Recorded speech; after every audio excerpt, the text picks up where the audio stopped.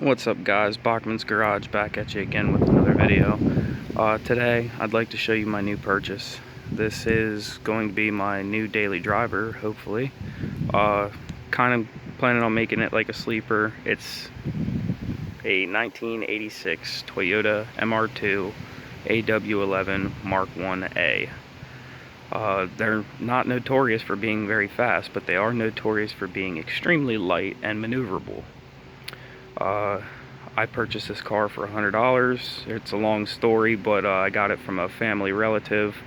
I've been promised this car basically back in middle school, and I finally had the opportunity to get it. This car has been sitting since 2008 and has not been driven at all. But from 2000 to 2008, it only had 7,000 miles put on it. So that's definitely not been beaten that hard, I can tell you that much. So I'm excited to build this car. I'm going to get a little into it and show you some of the pros and cons. First pro is that it's a 1986 Toyota MR2. They're fairly desirable.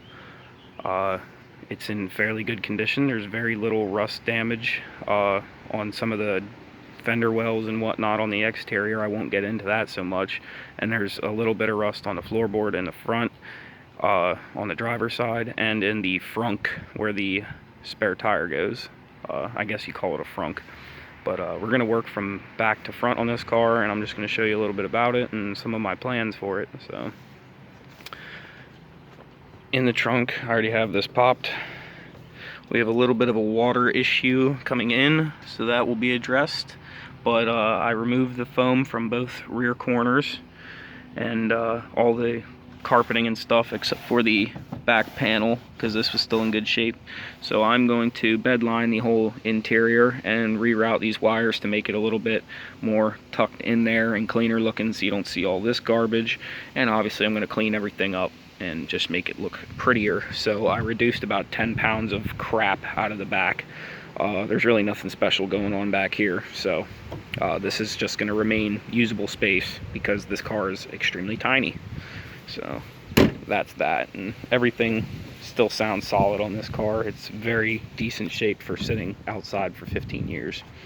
I have the hood popped back here. The mice got to all the plug wires and some of the igniter wires and stuff like that, so those have to be replaced, which I had already purchased those, and new NGK spark plugs.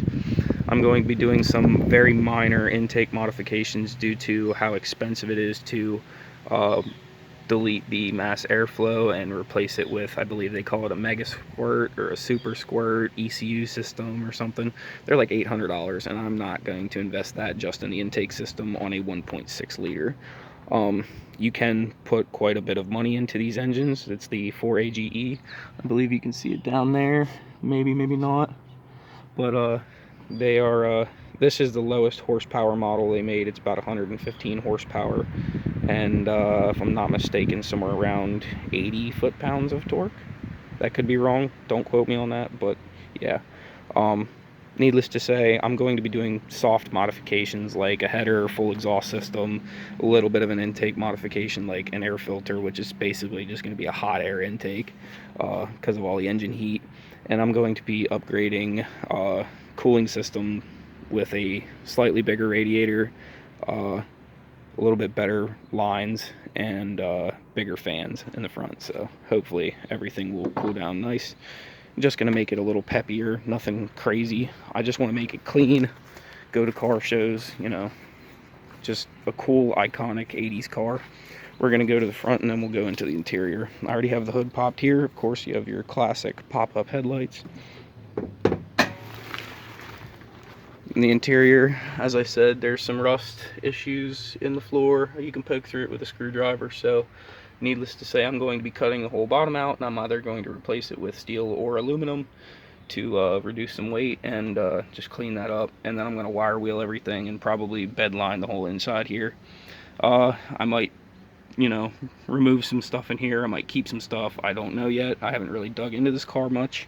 I do want to be able to daily drive it though, so I probably will be putting a spare tire back in it. The jack's gonna stay in here, and I might leave some space for like a small you know, box of hand tools, like a small kit or something. So, because it is an 80s car, you know, it's old. There's potential of it breaking.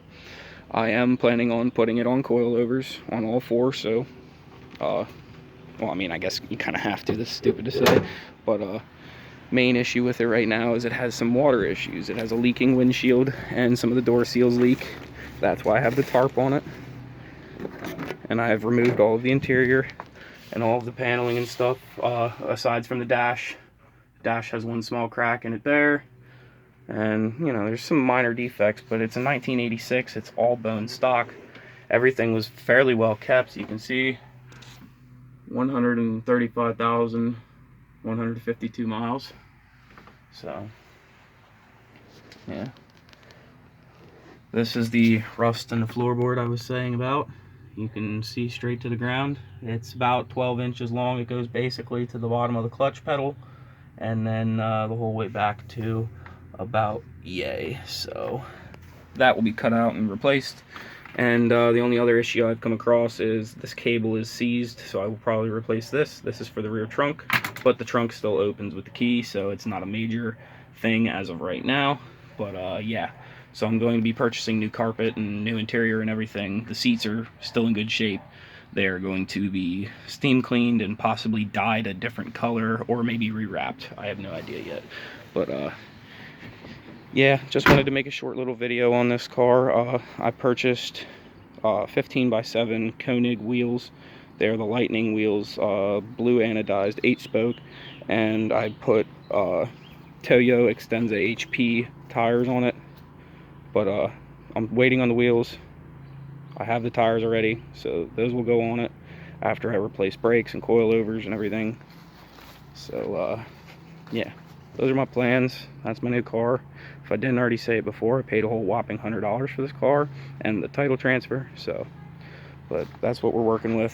Hopefully I can get rid of the Kia, and this will be my new daily driver, and then we can work on the Tacoma and get that going so I can still make money. But this is going to be the same color scheme as the Tacoma. I want to paint it black, blue accents, and the Tacoma will be black with silver wheels and blue accents instead of this having blue wheels, because I want to make them a little different. But I think it'd be really cool to having a matching set of Toyotas, even though one's an 86 and one's a 98.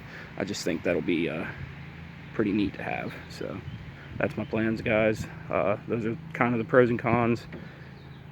Is it worth modifying? Kind of. Is it expensive to modify? Absolutely. Definitely a car it's worth keeping in the collection though. So like I said before, I love 80s cars, and that's why I bought it. Thanks guys, hope you enjoyed this.